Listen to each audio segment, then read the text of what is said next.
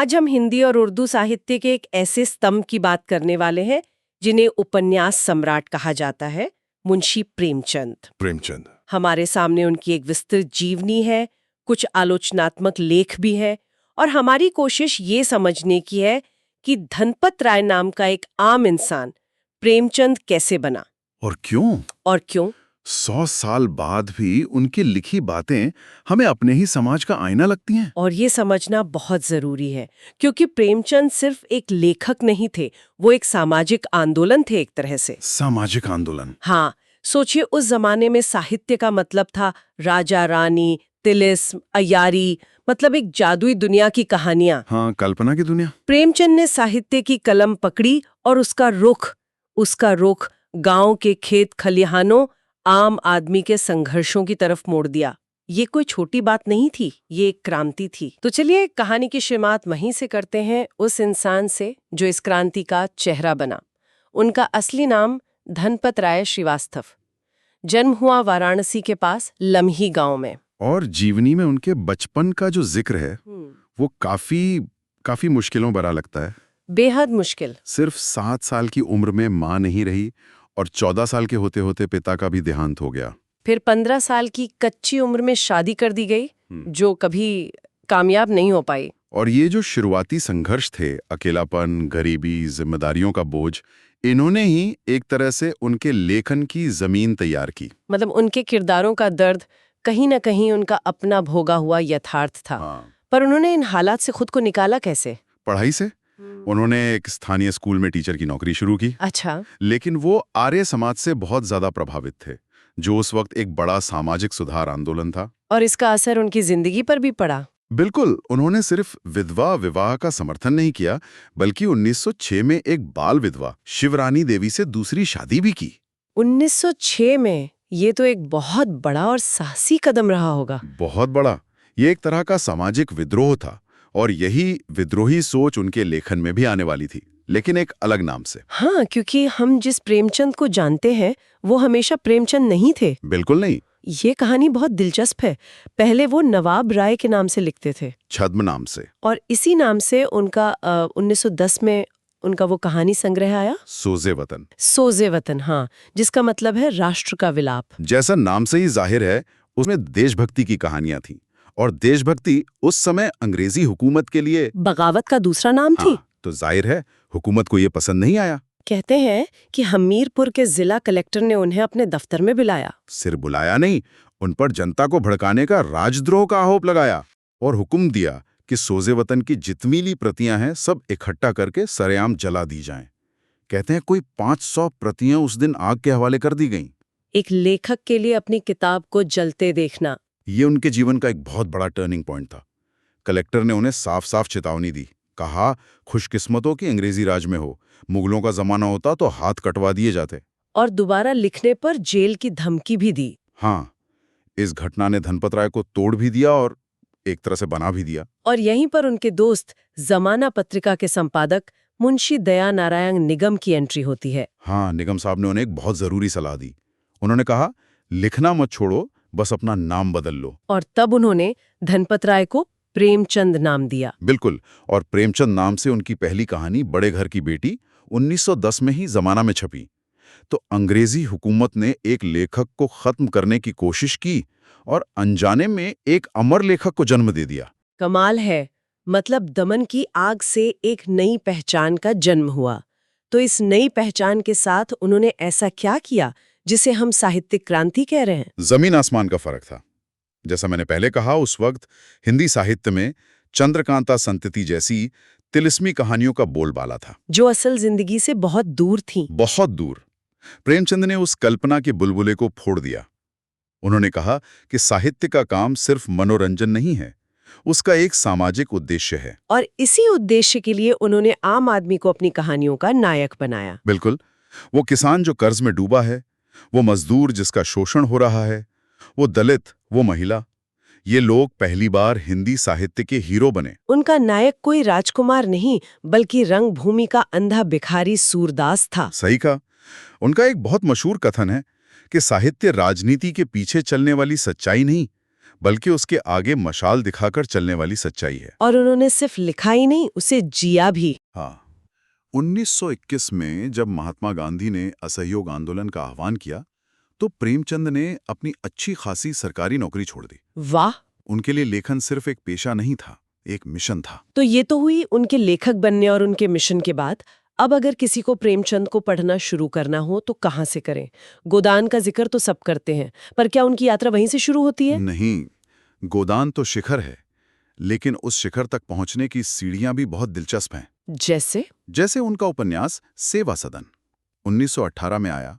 ये मूल रूप से उर्दू में बाज़ारे हुस्न नाम से लिखा गया था। और इसमें एक ऐसी ब्राह्मण महिला की कहानी है जिसे हालात वैश्या बनने पर मजबूर कर देते हैं। सोचिए 1918 में इस विषय पर लिखना, ये अपने आप में एक दुस्साहस था। और फिर रंगभूमि, जिसका जिक्र आपने किया, एक अंधे भिखारी को मुख्य किरदार बनाना उस वक्त के पाठकों ने इसे कैसे लिया होगा? ये बेहद चौंकाने वाला फैसला था।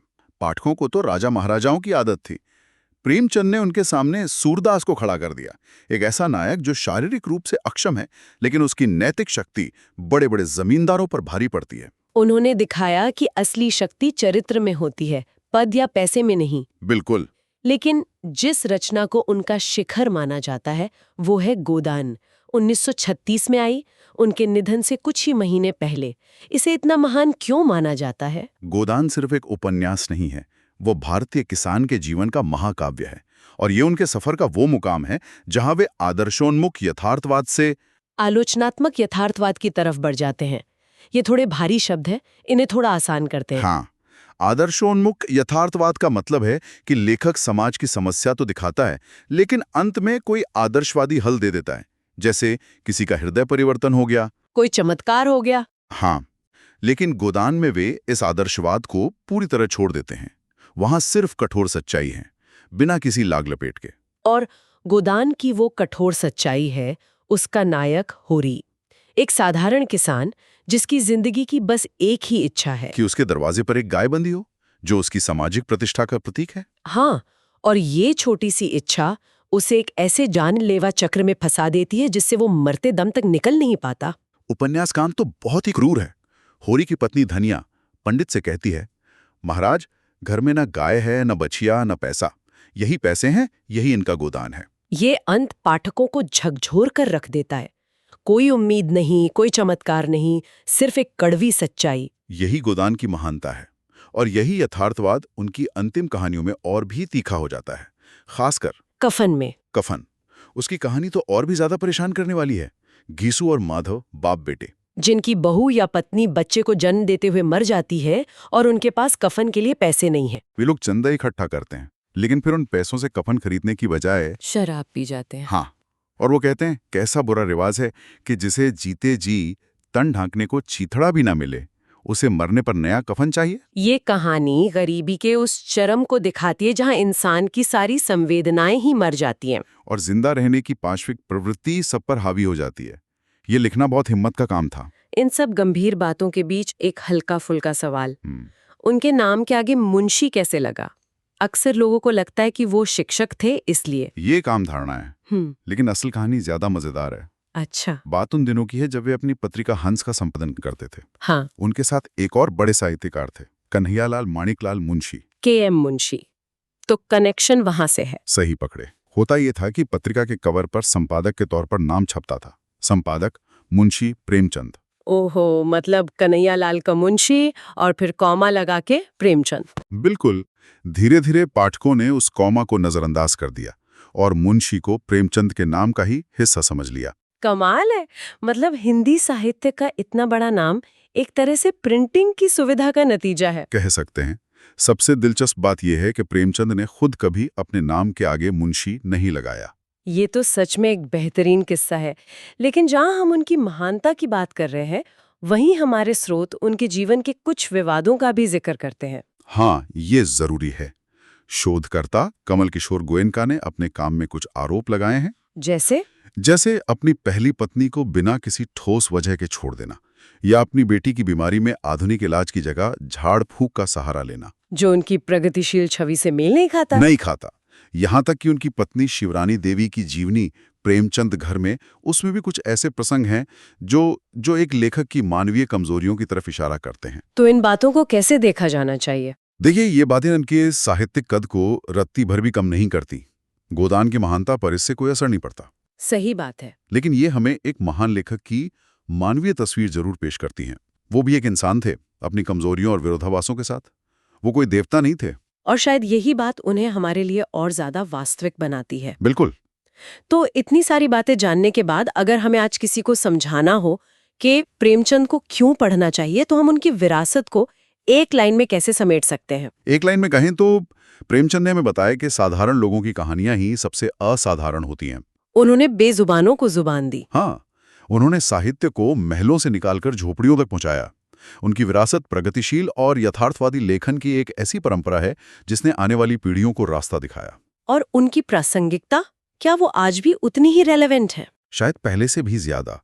आप उनकी कोई भी रचना उठा लीजिए, किसानों की आत्महत्या, कर्ज का जाल, भ्रष्टाचार, जातिगत भेदभाव, सांप्रदायिकता, महिलाओं का संघर्ष। हाँ, क्या इनमें से कोई भी मुद्दा आज हमारे समाज से खत्म हो गया है? नहीं, बिल्कुल नहीं। उनके उठाए हुए सवाल आज भी उतने ही तीखे और जवाब तलब हैं। इसीलिए प्रेमचंद आज भी जिंदा हैं। ये सोचने वाली बात है कि आज के OTT पर जो हम रियलिस्टिक और ग्रिटी कहानियों की तलाश करते हैं, उसकी नींव शायद यहीं कहीं 100 साल पहले रखी जा रही थी। बिल्कुल।